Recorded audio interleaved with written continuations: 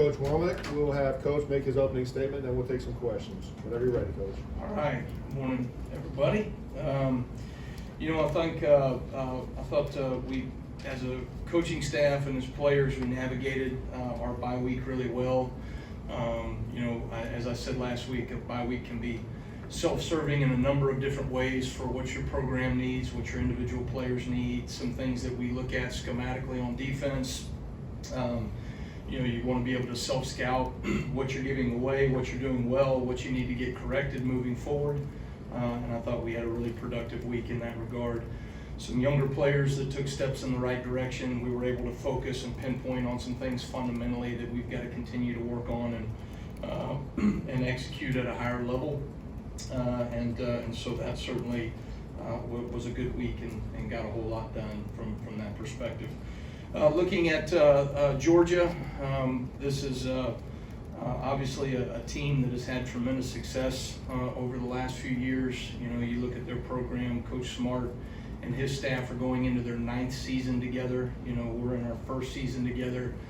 You think about, all the things that they have built within that program, and they've really done a great job in terms of building a culture, recruiting base, developing great players within their program, and it's showed up on the field.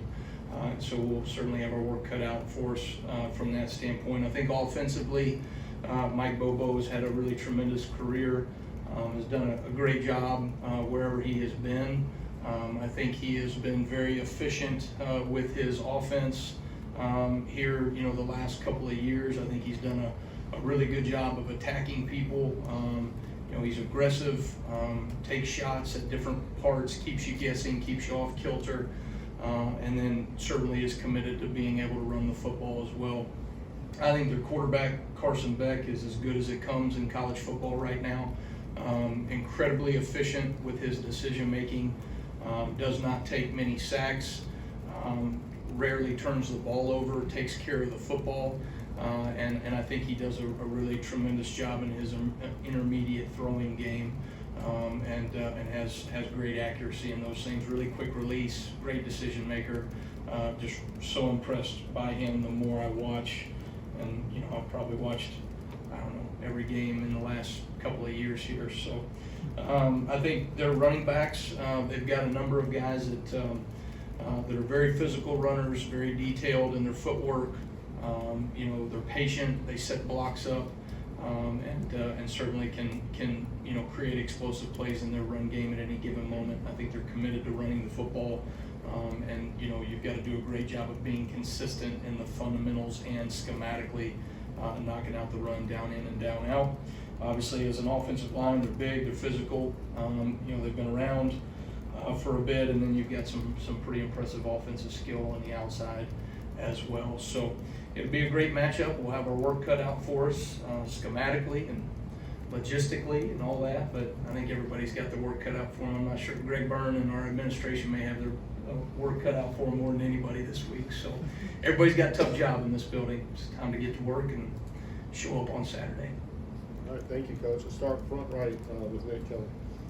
Yes, any game is important to generate pressure, but how key is it, just with all the weapons and things they have offensively, and with what Carson Beck can do, for you guys to get after him and create pressure? Well, I think as an offense, they do a really good job of minimizing the risk for their quarterback. They get the ball out of their hand, they try to establish the run, they get the ball in the perimeter early. They will take shots, and they'll take shots early in the game, but you've got to find that fine balance of playing good, sound coverage and also not making the quarterback feel like he can just sit in the pocket and pick you apart. Long, developing plays in the passing game, right? I think they do a really good job if he has time, right, and hitting most of those things, because he's incredibly accurate at different portions in the field, the short game, the intermediate game, and then certainly he can make the long throws downfield. I think this guy's a complete quarterback. He's really as good as I've seen the last couple of years here. So I think for us, we certainly have to be mindful of making him uncomfortable, but you want to make sure that you are not sacrificing things from a coverage perspective in order to get that done. Stay on the right side of Charlie. Yeah, Coach, you talked about how you've known Christian Robinson for a long time. Just what makes him a good coach Yeah, you know, see, Rob, we were fortunate enough to both coach under my dad. I thought, you know, my dad always did a really great job of developing young coaches underneath him. He treated us all like position coaches. You know, during his time at Ole Miss, I mean, he had myself, Christian, who's had a really tremendous career since he's left Ole Miss, and then DeMarcus Covington is the defensive coordinator for the New England Patriots, and then you've got Trey Scott, who's the D-line coach at Georgia. So those were the 4 GAs that my dad had over those couple of years there, and really, I think, you know, Christian earned enough respect out of from my dad and the rest of the defensive staff to his second year get to coach the inside linebackers and really spend a lot of time with those guys on the field and in the meeting room. And I think that's a credit to who he is, the character that he has, the work ethic, and he's also a very smart ball coach that's got a bright future. The best side to chase. When you looked at the Georgia-Kentucky video, what were some of the things Kentucky did well to hold Georgia to 13 points? Well, I thought Kentucky played really hard. They played at a fever pitch. They were physical. They played with great effort and finish. I think they've got some guys up front that do a really good job in the run game from a D-line standpoint. And I thought they played the game defensively the way it's supposed to be played. They were attacking on defense. They didn't do too much. I think that's something you got to be mindful of against these guys. They give you a lot of window dressing and eye candy, whatever you want to call it. A lot of formations, a lot of shifts, a lot of pictures, and you've got to be able to fundamentally line up and execute, and yet at the same time do enough to be able to create negative plays and takeaways. And so there's a fine balance there, but I thought Kentucky did a really nice job of that. Back left side, Steven. Coach, you mentioned players taking steps forward in the bye week. How did Yonsei Pierre take a step forward? Yeah, I thought Yonsei continues to have an urgency when he comes out to practice to better himself and thus this football team. You know, it's really rewarding and fun as a coach to see a young man mature right in front of you, and I think he is taking steps from a fundamental standpoint, understanding what we do within our scheme to maximize his opportunities when he's getting out on the field, and he's just becoming a more consistent football player across the board. Going back right over to Ryan. Which not a lot of teams have had success with Georgia over the past few years, but this Alabama team has last year as most recent. Do you rely on those guys, Malachi, Deontay, maybe even Coach Saban, what you picked his brain on, and what's the secret against Georgia? Well, I think certainly the experience of our players being in big moments. They've played in the SEC. They've had success in the SEC. They've had success against Georgia. You know, certainly you want to rely on the experience of those players. There's a lot of young players on our defense that don't have those experiences, right? And we talk about experience being finite, but also as best you can, you want these younger players to be able to draw upon the experience and confidence that comes from, you know, guys like Malachi and Deontay and a number of our defensive line, right, that has, you know, played in SEC matchups and particularly against Georgia. And so those are things that we're going to rely on, and hopefully our experience shows up in the right way Saturday night. Go Colin on the front side, left side. Hey, Kane, obviously, this is a defense you said that, you know, want to have a reputation of takeaways, swarm defense.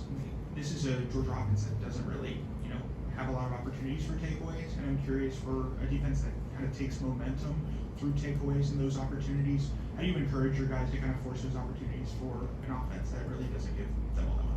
I don't think the focus changes for us in terms of we having an opportunity and a mindset to create takeaway opportunities. You know, we created 13 last week against Wisconsin. We got the ball twice, but we had other opportunities to get the ball, whether it was a sack, you know, cause fumble, a pass breakup, you know, tip balls or pick balls. We say those things, right, in terms of being able to get our hands on the football, and that's certainly not going to be any different against these guys.